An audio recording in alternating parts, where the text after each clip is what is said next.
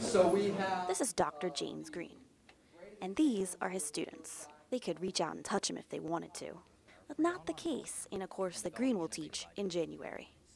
I'm James Green, and I'll be the instructor for the course.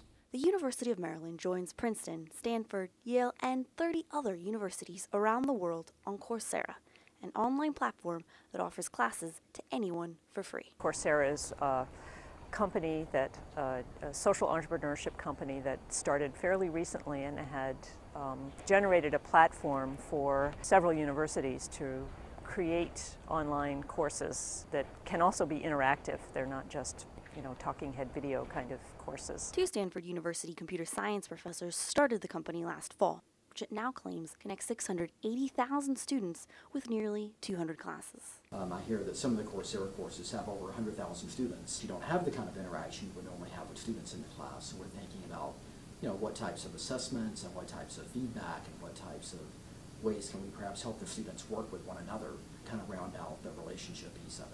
We think of this as an experiment for the university to just see how one can deliver online instruction to a very large audience. For UMD Newsdesk, this is Evelyn Rabil.